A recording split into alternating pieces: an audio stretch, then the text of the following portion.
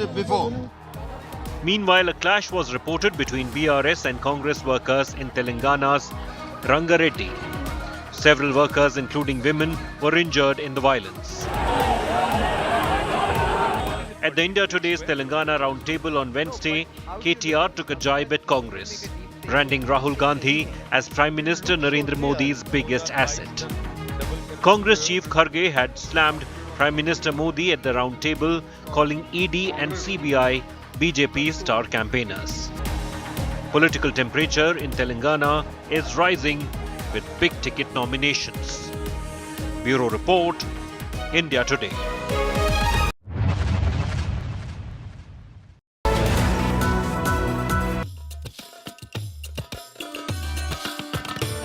Raju tea stall must stop in Bhopal.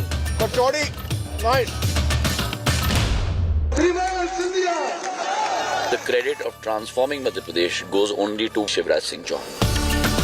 How the BJP is fighting in Madhya Pradesh. How many of you think India is going to win the World Cup here? Arre wah. We call this bhaji. Rajdeep the laddu maker. क्या-क्या करना पड़ता है life में.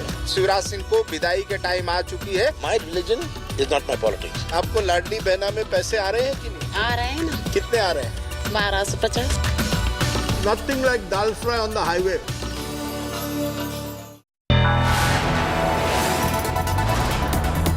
You are watching India Today, powered by Finest. Be Sustainable Change, a B&P Group company. Co-powered by Bata, new celebration collection. Co-powered by the bold look of Kohler. Tira for every you. Protein, changes growth. HDFC Bank Expressway.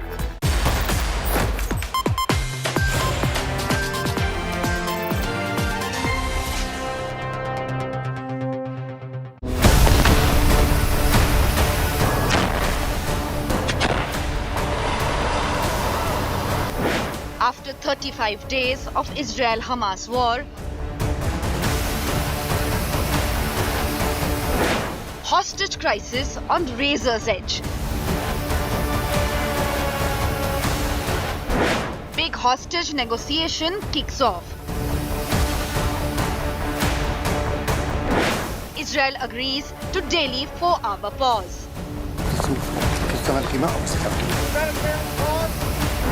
Glimmer of hope for 240 captives.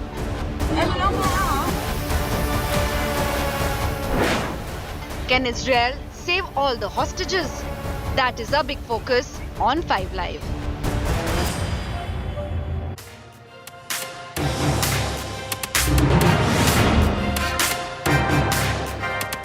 And remember, no matter what you see coming in from Israel and the Gaza Strip, it is the 240 plus hostages that continues to guide everything that's playing out on both sides. 240 hostages who were taken captive by Hamas terrorists on October the 7th and who continue to be inside the Gaza Strip. I'm going to get you a big reveal on a possible breakthrough that could be ahead.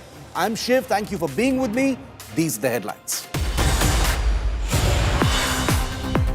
Odd-even traffic scheme is scrapped in the national capital. Supreme Court comes down angrily on the Aam Aadmi Party government, asks Delhi and Punjab to come up with solutions to stop farm fires immediately.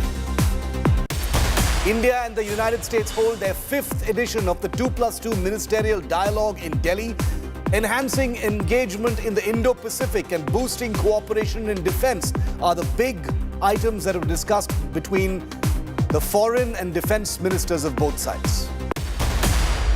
Telangana Congress Chief Revant Reddy files his nomination from Kamareddy seat.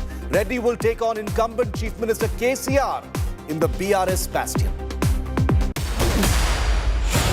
The Art Chief Minister in the line of fire once again claims it was stupidity to make HAM President Jitan Ram Manji the Chief Minister back in 2014. Trinamool MP Mahua Moitra faces expulsion from Parliament. Ethics panel report to be sent to Lok Sabha Speaker Om Birla next.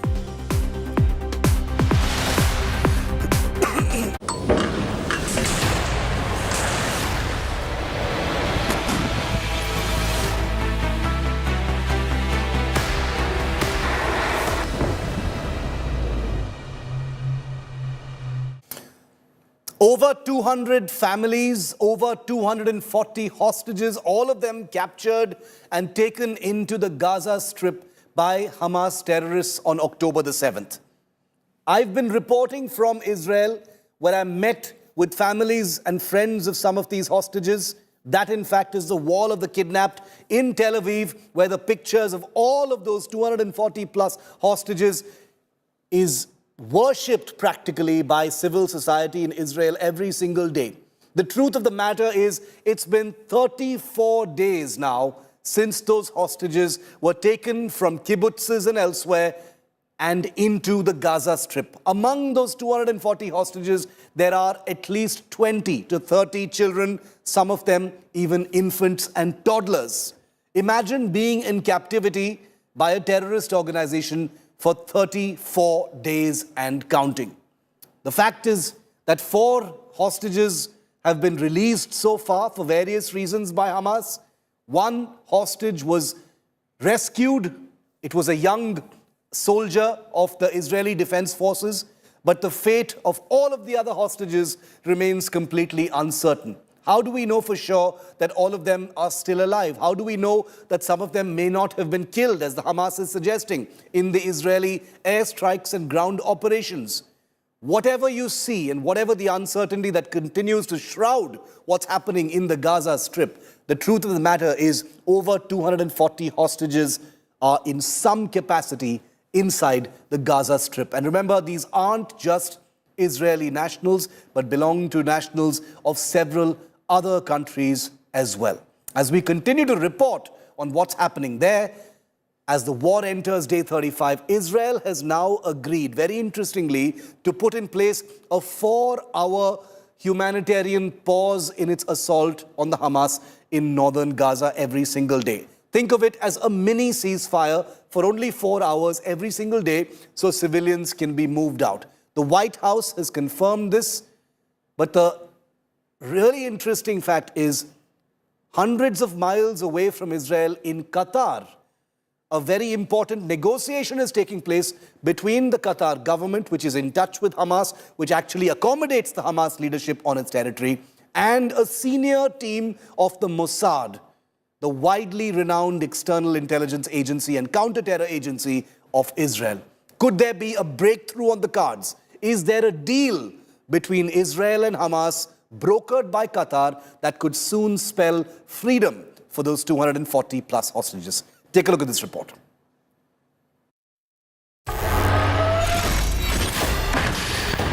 After more than a month of relentless bombing and attacks, some relief for Palestinian civilians.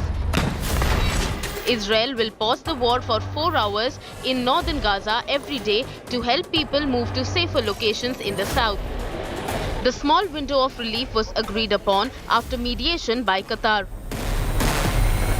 The chiefs of CIA and Mossad met with Qatari Prime Minister Sheikh Mohammed bin Abdul Rahmani Al Thani in Doha on Thursday. They discussed the parameters for a hostage release deal and a pause in Hamas-Israel fighting in the Gaza Strip. Qatar, where several Hamas political leaders are based, has been leading talks for the release of more than 240 hostages. Qatari mediators had met Hamas officials on Wednesday night. After the meetings, the White House said that Israel has agreed to halt its assault daily for 4 hours to enable Palestinians to flee hostilities. Israel is also opening a second corridor for civilians to flee the areas that are the current focus of its military campaign against Hamas. The pauses emerged for discussions between US and Israeli officials in recent days, including talks President Joe Biden had with Israeli Prime Minister Benjamin Netanyahu. Did you ask him to pause for 3 days to get the hostages out for that? Yes. I've asked for even a longer pause for some of them. Meanwhile, Gaza sees no respite from the Israeli airstrikes. On Friday, Israeli strikes hit locations near several hospitals as the military pushed deeper into dense urban neighborhoods. Even as these airstrikes force civilians to flee towards the south of the besieged territory, world awaits Israeli initiatives to bring relief to Palestinians. Bureau Report, India Today. And I want to get a perspective in from someone who's in the thick of things. Joshua Hantman is a political and strategic communications advisor who is also now an advisor to the families of some of those hostages. Joshua, welcome. Thank you for your time. This is an unfolding situation. I was in Israel for a couple of weeks. I've just returned to India now. I was reporting on what was happening there. I met with several of those families who you likely represent as well, who you're advising. Joshua, we've been hearing a mix of things coming in over the last 24 hours. There's information now about, a 4-hour pause by the Israeli Defense Forces in northern Gaza every single day. And this could be connected to some kind of a possible deal that is being brokered in Qatar. Anything you can share with us? I understand these are very sensitive things that are in motion. Whatever you can share with us, Joshua. So first of all, please do allow me to apologize, because as luck would have it, as soon as the interview started, we were forced to go into the bomb shelter. So I actually have my 4-year-old and my 1-year-old and my wife behind me here as the air raid sirens were wailing about 2 minutes ago. So I apologize. No need to apologize, Joshua. I completely understand that. Please stay safe. Yes. Thank you. And also allow me to wish you and all of the viewers ahead of Sunday a happy Diwali, because even in the darkest of times, we believe that with friends like India and the United States, light will overcome and will prevail over darkness. So and happy Diwali to you as well, Josh. Thank you. Yes. Regarding your questions, look, we experienced on the 7th of October the greatest massacre of Jews since World War II, since the Holocaust. And we had crazed Islamists, Islamic jihadis, who broke into our neighborhoods, who broke into our communities, and they carried out the most horrific actions. And we are now fighting not only to destroy the Hamas infrastructure, but, and again, I apologize about the noise, but to get these hostages home. They took children from their beds. They have 240 hostages currently kidnapped. And I understand that there is sort of a double parallel track. You have the diplomatic track, which you discussed in your piece earlier, and obviously the military track. And our forces are going in a very measured and precise manner to not only dismantle the terror infrastructure, but also to release those hostages. Joshua, how are the families doing, if I can ask? We do see them sometimes. 34 days is an agonizing amount of time to live in total uncertainty about your loved ones. You have first-hand contact with them. How are they doing? Tell us that. So I'm working with them day in, day out, and I can tell you all the families are responding differently. But just imagine for 34 days going to bed without kissing your children good night, waking up in the morning without kissing your children good morning. Some of the children have their parents in hostage, their grandparents in hostage. It's absolutely horrific. And the whole of the people of Israel, and indeed I see our friends around the world are with us, the people of India, the people of the United States, majorities in the UK and across Europe are standing with Israel as we do everything to get these hostages home. Is there reason to believe, Joshua, and I sincerely pray this is not the case, that some or many of those hostages may no longer be alive? Is it possible? Because no proof has come in from the Hamas's side. They've made some stray comments saying the airstrikes have, possibly killed some of those hostages. Any information at all of this kind?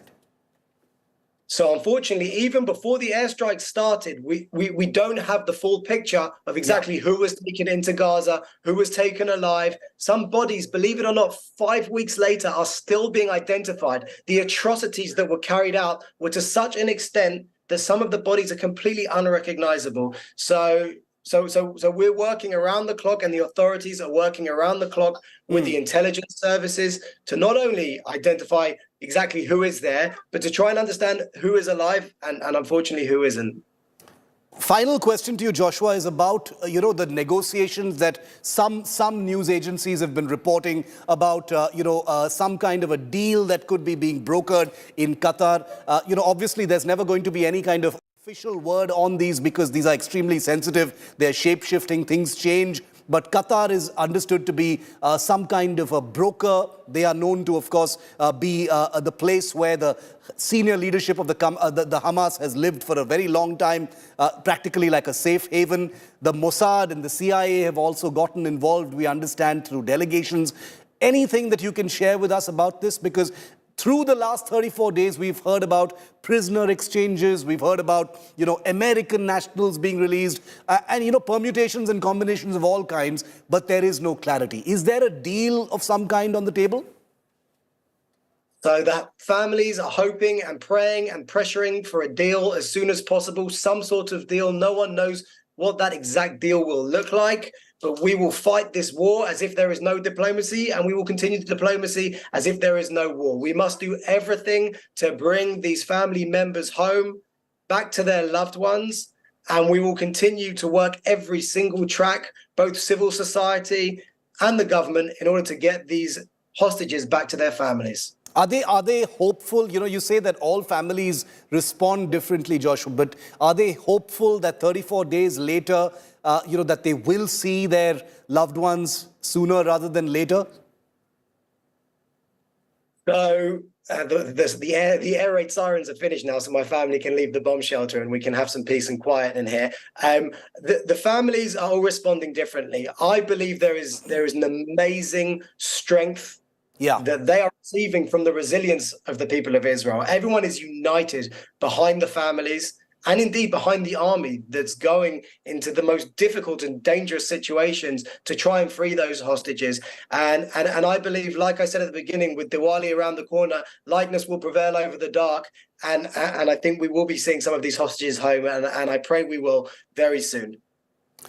Joshua, we wish you, your family, a very happy Diwali, and we wish the same, light over dark, for all of the families of those hostages and any innocents who are affected in this terrible cycle of violence that we're seeing play out. I request you to stay with me for just a moment longer, Joshua, because we're continuing to report, updates that are coming in from the war zone, from what's happening, on the front as well. Defense forces, we now hear, say troops of the 7th Armored Brigade have raided a Hamas outpost and training camp in the northern Gaza Strip over the past day, seizing dozens of weapons and killing some 30 terror operatives. The IDF says troops captured assault rifles, missiles, mortars, drones, maps, communication equipment, and other technological equipment from the site. It says the troops also raided the offices of Mohammed Sinwar, the brother of Hamas Gaza chief Yahya Sinwar, capturing weapons and other materials. Remember this in the wake of some unconfirmed reports suggesting that Yahya Sinwar, perhaps the most wanted man in Gaza, being cornered in some kind of a tunnel or a bunker, even though there is no confirmation of that. Josh, one of many updates coming in from Gaza at this point of time of a Hamas training camp that has just been raided. But I wanted to, actually ask you about what we've just seen you and your family go through. Another rocket alert, another dash into a bunker. I myself, have lost count of how many times I had to do the same thing when I was there for 2 weeks, recently, earlier this month. But the fact that the rocket alerts are still going off suggests that the Hamas, still has some kind of a latent offensive capability, Josh. Even after 34 days, they still have the capacity to attack. I think what we need to understand is that Hamas have placed their entire military infrastructure underneath the ground. And this is going to be a long fight. It's not going to finish tomorrow. It's not going to finish next week. We're in for a long fight. And the IDF is going in a very surgical and precise manner, slowly and carefully, taking out not only the terrorist cells themselves, but also the bunkers that house the rockets, the ammunition dumps.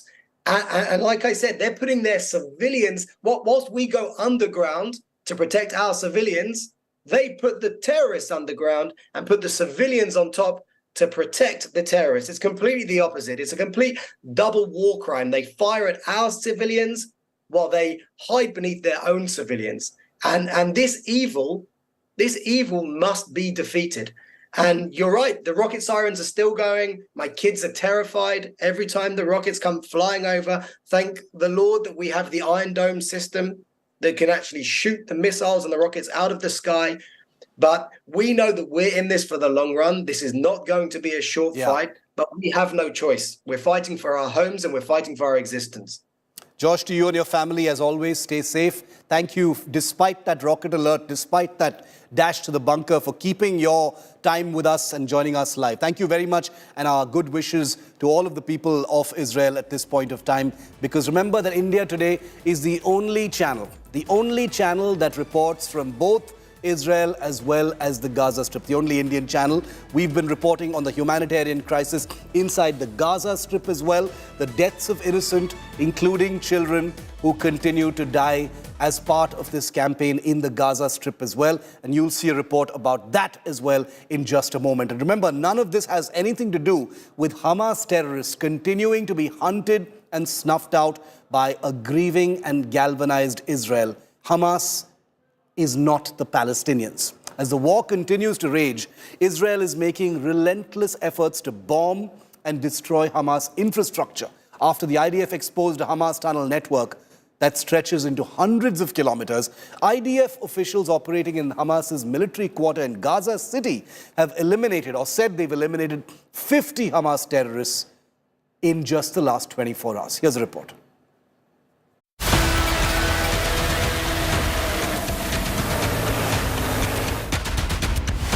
It's the deadliest phase of Israel's Hamas hunt.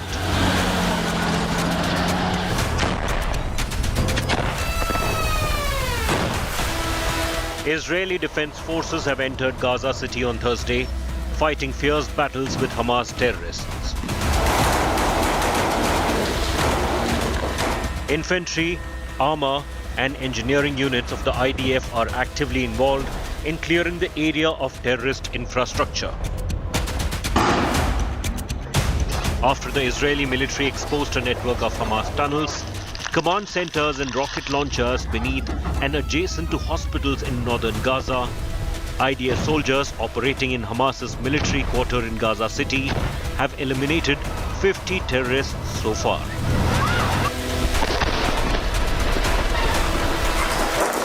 The so-called military quarter adjacent to Shifa Hospital is the heart of Hamas's intelligence and operational activities, and was also used to plan and prepare Hamas operatives for murderous attack on October 7th that killed 1,400 Israelis.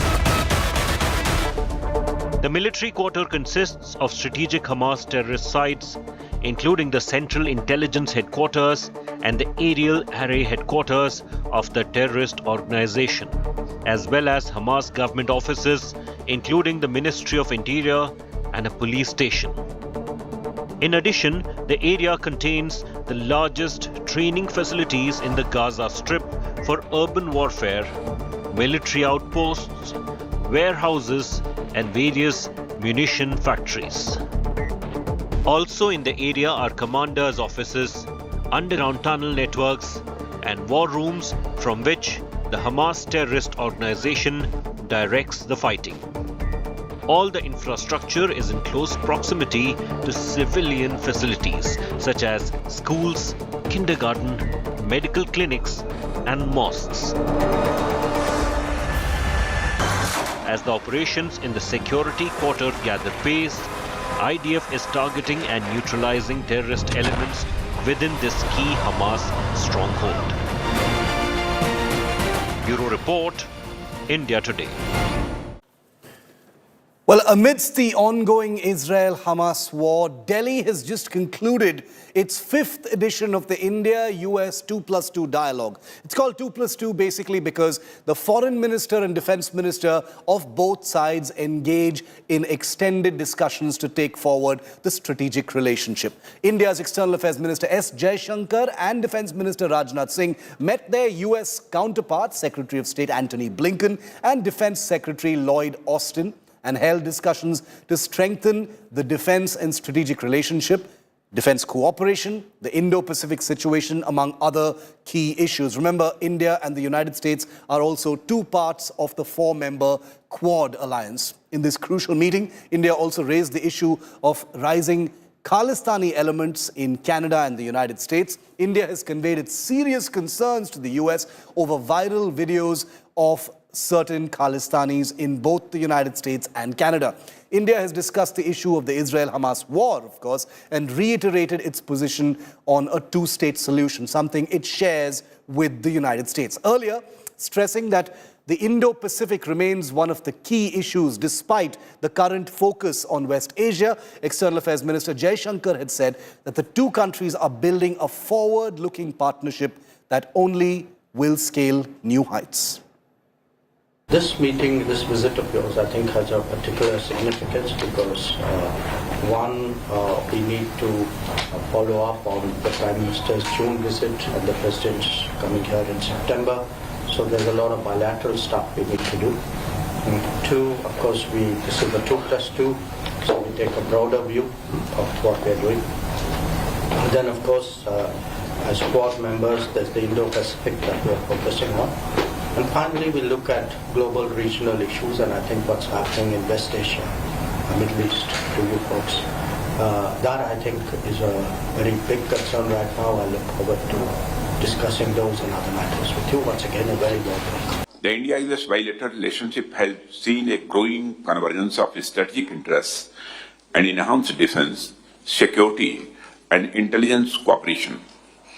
Defense remains one of the most important pillars of our bilateral relationship.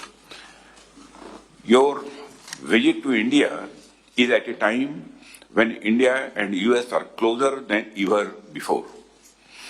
In spite of various emerging geopolitical challenges, we need to keep our focus on the important and long-term issues. It's always wonderful to be in India. We're building on a rather remarkable year of engagement, and I think it's just evidence of the fact that we have not only the strongest bilateral partnership we've ever had, but also a regional one and indeed a global one. And that was further evidenced by India's leadership of the G20 this year. And as Jai said, we have a lot to do, including with our defense colleagues. I'm very much looking forward to that. And I think it's further evidence of our resolute focus from the United States on the Indo-Pacific, our region for the future. And the future is actually now, and we're building it now, and we're building it together with India. So I look very much forward to good conversations, and very good to be back. In the face of urgent global challenges, it's more important than ever that the world's two largest democracies exchange views, find common goals, and deliver for our people. We've made impressive gains in building our major defense partnership over the past year, and that will help us contribute even more together to the cause of peace and stability. We're integrating our industrial bases, strengthening our interoperability, and sharing cutting-edge technology. And our special coverage with Nabila from pole-bound Telangana continues on the other side. Inside the Muslim Mind, the big minority report from pole-bound Telangana is up next.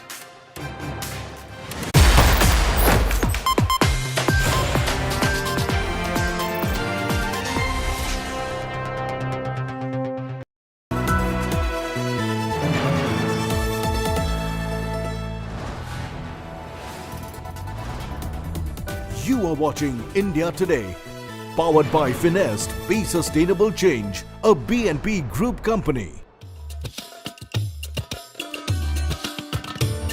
Raju Tea Stall must stop in Bhopal. Kachori, nice. The credit of transforming Madhya Pradesh goes only to Shivraj Singh Chauhan. How the BJP is fighting in Madhya Pradesh. How many of you think India is going to win the World Cup here? Arre wah. We call this bhaji. Rajdeep the laddu maker. क्या करना पड़ता है life में. शिवराज सिंह को विदाई के time आ चुकी है. My religion is not my politics. आपको लाडली बहना में पैसे आ रहे हैं कि नहीं? आ रहे हैं ना. कितने आ रहे हैं? 1250. Nothing like dal fry on the highway.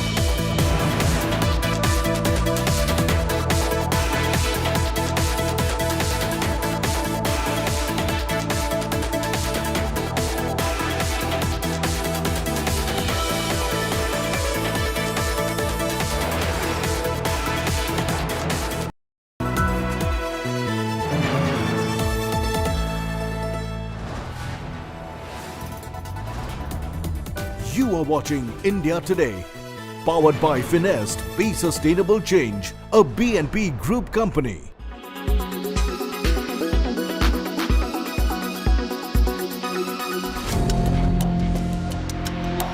TMC leader Mahua Moitra is staring at an abrupt end to her innings as a member of parliament.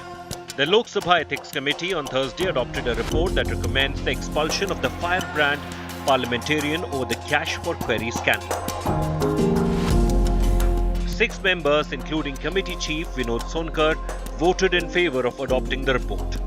Interestingly, Congress MP Praneet Kaur differed with her party and voted with the BJP members. 4 opposition MPs voted against. The Ethics Committee report has recommended immediate expulsion of Mahua Moitra. It says the MP visited Dubai 4 times between January 1, 2019 and September 30, 2023. But her Lok Sabha login credentials were used from there 47 times. According to sources, the committee cited Home Ministry's report that pointed to the possibility of sensitive material like draft bills getting leaked. Sources say Moitra allegedly demanded favours from industrialist Darshan Hiranandani, including cash, luxury items, renovations to her bungalow, travel expenses and holidays for posting questions in Parliament. The report says while Hiranandani is an Indian national, he has residency rights in the UAE and has close relatives who are foreign nationals. This, according to the panel, creates a serious risk of sensitive material getting leaked to foreign agencies. The report called Moitra's actions unethical, a breach of parliamentary privilege and a contempt of the House. Mahua Moitra rubbished the findings of the Ethics Committee and claimed she was being targeted. The Lok Sabha Speaker will now decide on the committee's recommendation to expel Mahua Moitra. Any adverse action could impact Mahua Moitra's political career. The TMC leader, however, insists she will keep raising questions on the Narendra Modi government's alleged links to the Adani Group. With Piyush Mishra in Delhi, Bureau Report, India Today.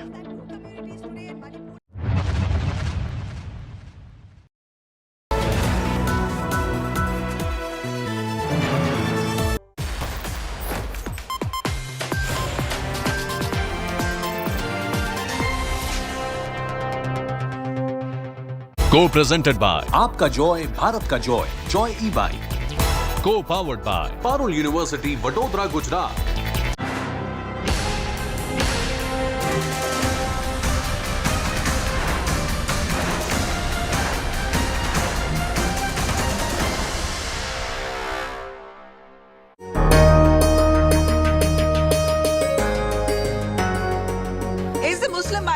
A mere vote bank for political parties, because of the 15% odd population here in Telangana, a large chunk of them still fall behind in the education, employment, economics index.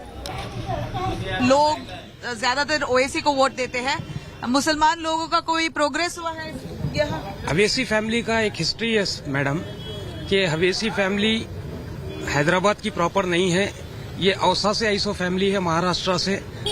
यहाँ पे सिर्फ Muslims का कुछ, minorities का कुछ फायदा नहीं हुआ, यहाँ पे अवेसी फैमिली का फायदा हुआ. क्या माइनॉरिटीज को क्या अभी देना बाकी है? उनके एजुकेशन में, सोशल वेलफेयर में कमी है? आप एक चीज देखिए, आप अब हम मल्लीस बचाओ तहरीक के एक वर्कर है, यहाँ से जो उम्मीदवार ठहरे अमजदुल्ला खान खालिद साहब, यहाँ पे याकूतपुरे के अंदर माइनॉरिटीज को अवेसी फैमिली इतनी नजरअंदाज की है कि यहाँ पे कोई एक उम्मीदवार नहीं मिला जो लाके नामपल्ली के कैंडिडेट को यहाँ पे इलेक्शन लड़ाए. आप क्या बोलते हैं, क्या तो भी करे यहाँ ओल्ड सिटी हैदराबाद में? अभी कुछ भी नहीं करे अम्मा. अब क्या एक रोड पड़ गई, बस बिलाला साहब डलाए, बस वो अभी गराज जाती भी नहीं है. हम लोग वादे क्या किए थे? क्यों जब फिरे थे फ्री होते बोल के बोले. अब क्या कि 2 लाख 3 लाख 4 लाख बनो बोल रहे, तुम्हारे को मकानदारी पट्टे दिला दे तुम बोल रहे. कार्रवाई चल रहा, अभी नहीं होगा. अभी कितने सालों से? ये 1 साल से ये चल रहा. ये हम पैदा नहीं से करा ये। हमारे माँ बाप छोटे थे। हमारे माँ बाप छोटे थे, हमारे दादा परदादा थे उन लोग। जब से है हम लोग ये घर में। क्या अभी इम्प्रूवमेंट हुआ नहीं है? अभी इम्प्रूवमेंट नहीं हुआ। और क्या हमारे सैलरी में से कट हो रहा था, जो गवर्नमेंट एम्प्लॉय थे उन लोगों के पैसे कट हो रहे थे। कट हो के और क्या है अब जाति करते ये 158 जीवो 159 जीवो निकाले ना, उसमें हम लोग अप्लाई करो तो हम लोगों को घरों के वास्ते वो मंडल ऑफिस में अप्लाई करो तो उन लोग आके वेरिफिकेशन करके उसके बाद बोले उन लोग ठीक है हम लोग पट्टा देते बोल के।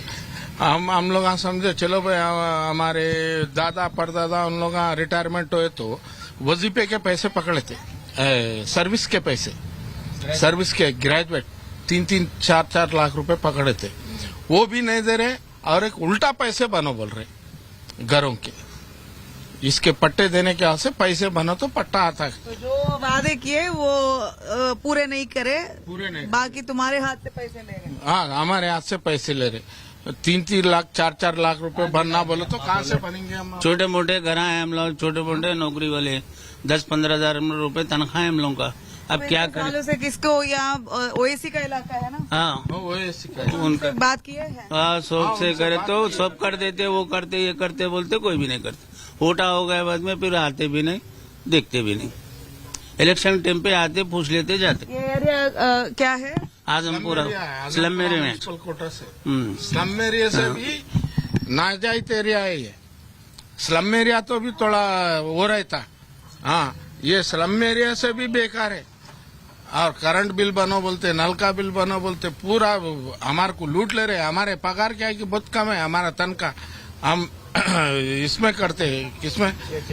जीएचएमसी में। हाँ, कॉन्ट्रैक्ट बेसिक लेबर है हम लोग। हमारे को आता 15,000 तनख्वाह। अब उसमें से नल का बिल बनेंगे, करंट का बिल भरेंगे, फिर बच्चों को पढ़ाएंगे, कहाँ से करेंगे? हाँ, फिर घर के पैसे बनो, नहीं बनो तो वो रेड बोर्ड डाल के जा रहे। हाँ, ये गवर्नमेंट लैंड करके लिखे है। इन लोगों तो पैसे बनना था 3 लाख रुपए घर के वास्ते, रजिस्ट्रेशन क्या रजिस्ट्रेशन के वास्ते। ये जब बोले थे फ्री में देते बोले थे, अब इसके लिए 3 लाख रुपए बनो बोल रहे रजिस्ट्रेशन के वास्ते। उन लोग नहीं बने तो गवर्नमेंट प्रॉपर्टी बोल के लिख के चले गए, बंद कर डाले। मंडल वाले लिख के गए। कहाँ ये लोग कहाँ है अभी? यहाँ मंडल वाले, अंबरपेट मंडल है उनका। नहीं, ये लोग जो चले गए उन लोग, अब गवर्नमेंट प्रॉपर्टी बोल के लिखे गए तो चले गए, किराएदार से बाहर है उन लोग। अब लाख करके चले गए, डरा दिया ये उन लोग मंडल ऑफिस वाले। पहले बोले मुफ्त में रजिस्ट्रेशन होगा, फिर उसके बाद 3 लाख बोले। 3 लाख रुपए है, मेरे को 4 लाख रुपए है मेरे घर के। कितना मेरा घर? 10 बाय 10 घर है, 4 लाख रुपए मेरे घर। 4 लाख आप रजिस्ट्रेशन को दिया? हाँ, बताओ बोलते चिट्ठी बता तुम मेरे को है। मुसलमानों के लिए वादा किया है ओल्ड सिटी में हैदराबाद में, कुछ आपको आया है हाथ में? कुछ नहीं आया, 1 रुपया भी नहीं मालूम। और पिंचिन करते बोले, पिंचिन भी नहीं हुई। मेरे शौहर मोहम्मद बड़े बल्दिया में थे, ना मेरे बच्चा को नौकरी दिए, ना मेरे को पिंचिन करे। वोट डालने वक्त आते हैं, अब फलाना करते, हमका करते, धमका करते, बोलते, कुछ भी नहीं करे। हमारे बच्चे सब पढ़े लिखे हैं? हाँ, माशाल्लाह पढ़े लिखे, डिग्री तक पढ़ा बच्चा, मगर काम नहीं है। नहीं है। क्या सर, आप जाके पूछे हैं क्या मदद के लिए? सब पूछे, पैसे दिए, उनके अप्पा करे, सब करे, कुछ भी नहीं करे। मेरे मर्द की नौकरी भी गई, मेरे बच्चे को नौकरी भी नहीं दिए, मेरे को पेंशन भी नहीं करे, कुछ भी नहीं है। वो इलेक्शन के वक्त आते, फलाना वो कर देते, ये कर देते, बोलते, करते ना कराते। ये बस्ती वाले मिलके करे मेरे मर्द।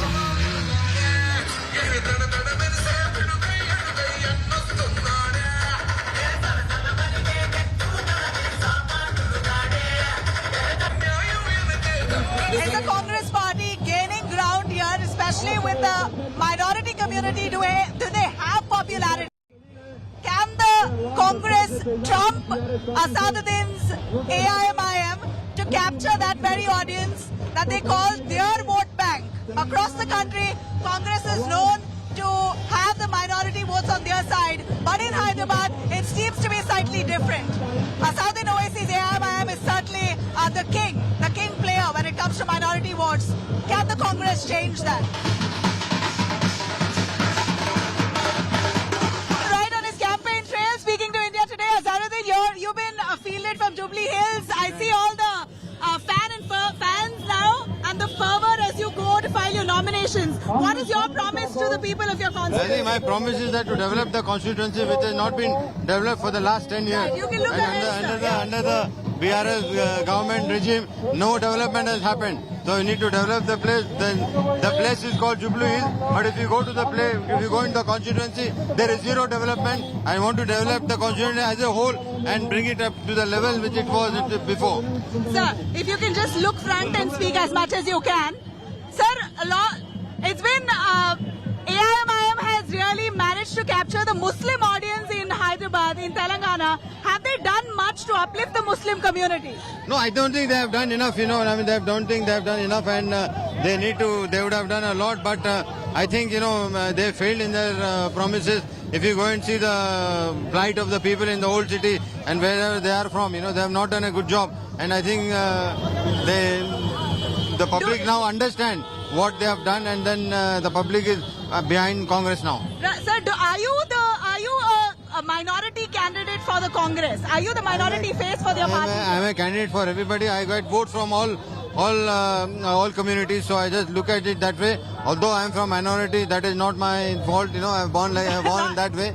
But I think, I am looking to get votes from all the communities which have happened before. Also, when I ran from Moradabad, also the same thing happened. When I ran from Savai Madhya Tong, also I got votes from every community. So I am looking for that. I want to do development for the whole, for the whole community in Jubilee Hills.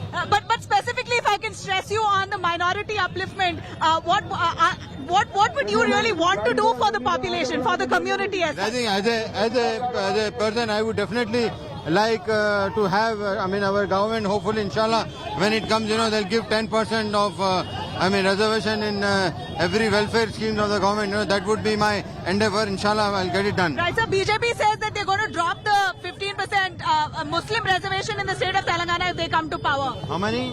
Muslim reservation in Telangana, they will finish it. They will quash it. BJP says that. No, first they have to come into power, then only we'll see. Sir, a little about AIMIM and what they've done. Is Congress trying to gather Muslim votes in Telangana? No, how do you do that? Now the people in Telangana have now know that what the MIM has done. So I think the whole Muslim community is trying to come towards the Congress party, and then they will vote for the Congress party. So are you saying that Muslims should vote for Congress, and why should they vote? Definitely they will vote, because for the development, for the welfare of their problems, and whatever problem they have, they will get solved when the Congress government comes. Sir, one word to the Muslim community. How would you? What definitely I will tell the Muslim community to vote one-sided for the Congress party. Just not for me, but for every candidate in the state, and inshallah bring the Congress party back, and also request the other parties also to vote for the Congress. All right, sir. Thank you. I also have Salman Khurshid, sir. A quick word. You've also asked for Muslim votes to be consolidated. You're campaigning for Azaruddin. I'm asking for every honest voter to vote for the Congress, and every Democrat social justice candidate to win this election. We are not for Hindus and Muslims separately.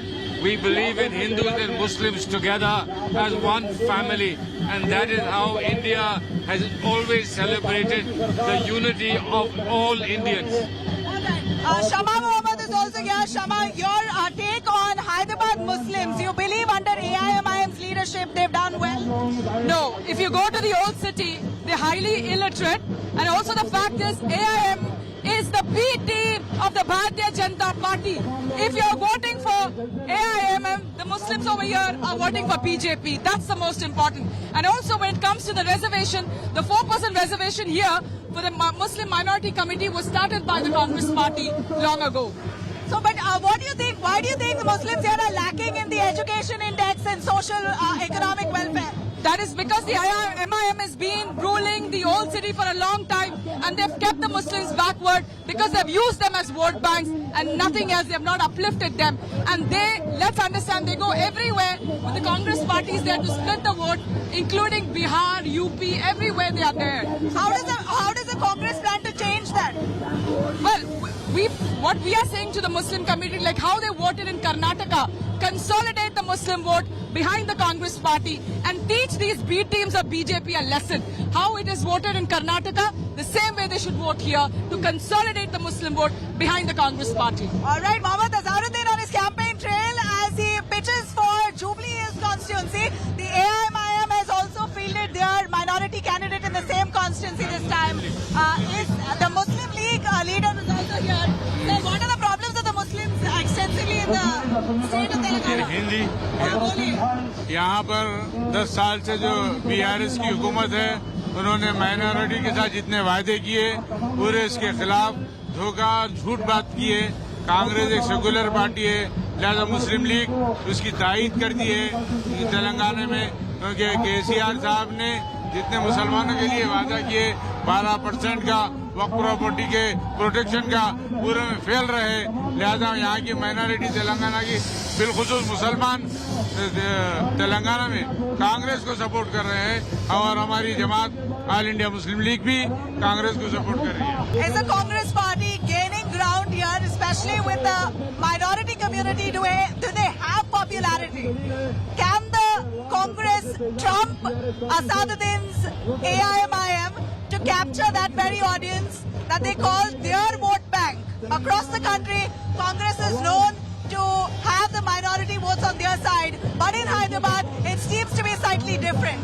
Asaduddin Owaisi's AIMIM is certainly the king player when it comes to minority votes. Can the Congress change that?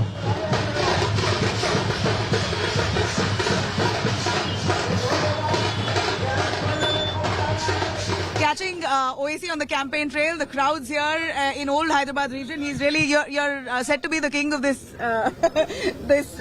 locality. No. The days of kings and feudalism are over. It is the people's power which runs this country, and we are here to campaign for our party candidate in the Ampally Assembly constituency, and you can see there has been a spontaneous response, and the love and affection for our party is tremendous, and I'm very thankful to the people, and I'm sure that not only this constituency but all the 9 assembly segments, our candidates will become MLAs, inshallah. Right, but Owaisi, we see Congress now seeing a resurgence in Telangana. Never before did they have this kind of clout. And just like what they did in Karnataka, consolidating the Muslim vote base. Here in Hyderabad, is that going to be easy? In Telangana itself, AIMIM seems to be capturing that vote bank. Has the Congress bothered you at all? I wouldn't use the word capture as such, because it's a very wrong word to use. When people love and affection is for a MIM party, one cannot call it a captive or a capture vote. As far as Telangana is concerned, this is not Karnataka. You are from Karnataka, you know that in Karnataka during the tenure of BJP there was mob lynching and there was no outcry. There was no protest. Muslim girls were stopped from going to universities, colleges for wearing a hijab. There was a beef ban in Karnataka, where Muslim reservation was removed by BJP, and there was systemic targeting of the Muslim community by the BJP regime. That has not been the case in Telangana. So it is completely wrong to give an example of Karnataka in Telangana, because in Telangana, in the last 9.5 years of KCR's rule, no state in India has spent 12,000 crores for the minorities of upliftment. There has been no state where there are 201 minority residential schools for Muslims, wherein right now 180,000 boys and girls are studying. So there are various schemes, overseas scholarship, whether it is post-matric scholarship, whether it is CETM, whether it's Asra pension. Every scheme, apart from Asra pension, it is more than the population of the Muslim minorities. Right. So this in itself, and moreover, please remember that in last 9.5 years, apart from a place called Bhaisa, where we had 2 days of curfew, No curfew was there, no communal riots took place. Yes, some small ugly incidents did happen, but that in itself is a huge difference. And here you have a strong political force in the form of MIM, and you have a strong CM who believes in the Ganga Jamni Tehzeeb of Telangana. You know, but surely the communal tensions in Telangana we see by and large has been, it's been a calm and peaceful state. But for the minority, just having communal peace is not sufficient. What about the upliftment of them? In terms of education, we see very few men and women going to graduate courses itself from the minority. No. You see, that is why I knew you'd ask me this question. I had told you that there are 201 minority residential schools which have been converted into junior colleges, and now the government has promised these 201 junior colleges will be converted into degree colleges. Now here you have in this Temeris, which is called Temeris, you have Muslims from the poorest section not only qualifying from JEE main but going into civil services. They have written NDA entrance exam. Right. They have gone into government medical colleges, into government engineering colleges. There's a data, empirical data is there. I'm just not saying, I have all the evidence to prove it. There's a Sudhir committee report that says barely 5% of Muslim boys and girls go to higher education. Yes, you absolutely. When was the Sudhir committee report given? Which year? Has things improved? No. Which year? No. See, that is why I keep telling you people that you must come with proper homework. Sudhir committee report was formed on the representation of MIM. After the Sudhir committee report was given, subsequently it led to the formation of these residential schools. Subsequently it led to the starting of overseas scholarship schemes. Subsequently it led to the formation of CEDM. So after Sudhir committee, there have been many recommendations which have been implemented on the ground. Show me in Karnataka, I'll tell you, I'll give you the classic hypocrisy of Congress party. They said that we'll ban Bajrang Dal. Have you banned? No. They said that we'll give reservation back to Muslims. You have not done in last 6 months. What is happening in Karnataka is the chief minister is worried about his chair. MLAs cannot go to Mysore from Bengaluru in a group. They are being stopped. Whereas in Telangana, you have seen that how progress has happened because peace and prosperity is there. There is no threat to life of anyone. And on the ground, I am telling you with all the responsibility, in 9.5 years, 12,000 crores have been spent on the minorities' educational, social upliftment. There is a scheme called Shadi Mubarak. You know Shadi Mubarak? Yes.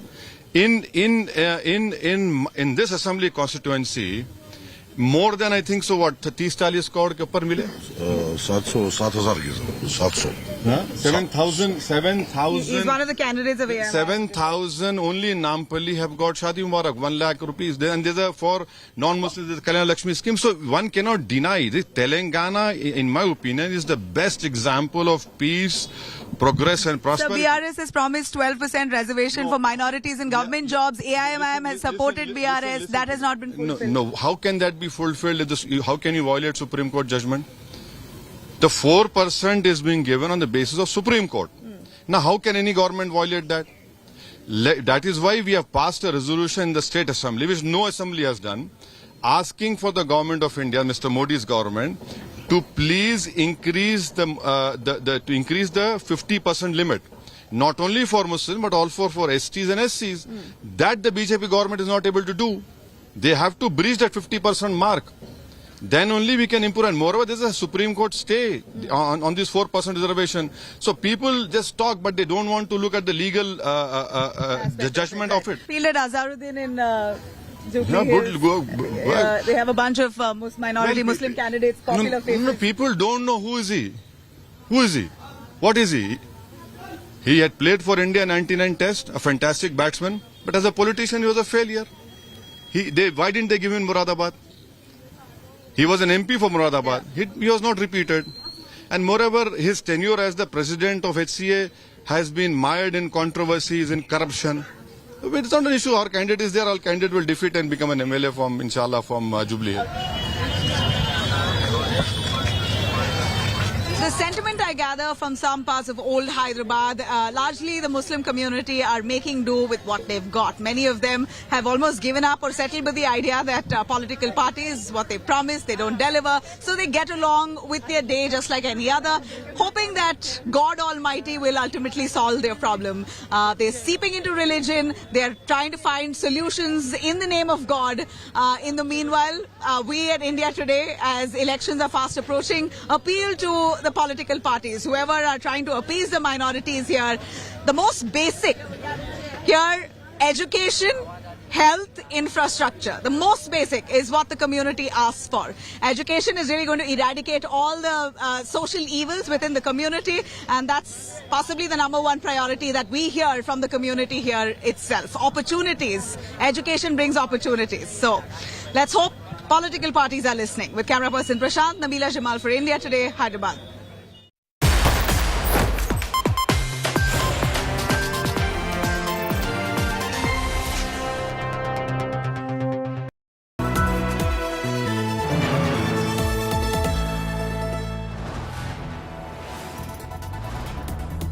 You are watching India Today, powered by Finest, Be Sustainable Change, a BNP Group company.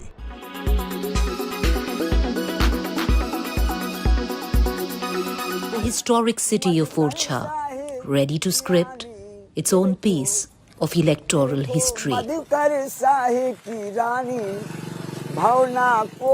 Election Dispatch, tracing this political narrative from the Chambal region to Bundelkhand to Mahakoshal. The Mahakoshal region, with all its 47 assembly seats spread over 8 districts. By the banks of the river Narmada, we enter the Mahakoshal region with its mammoth 47 assembly seats. Until 2013, this was the area of influence of the Bharatiya Janata Party. However, in 2018, the Congress wrested it away from the BJP.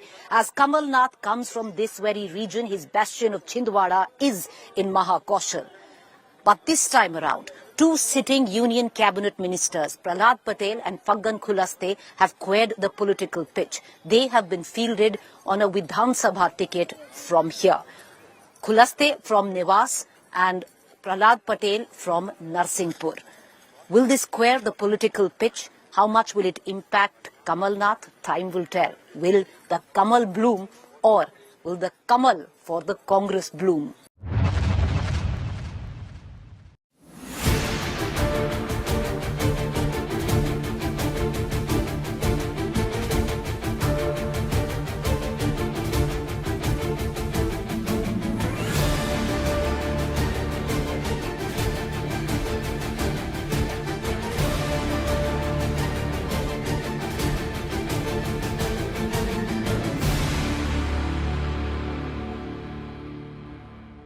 Weather forecast now. Delhi, maximum 31 and minimum 19 degrees. Mumbai,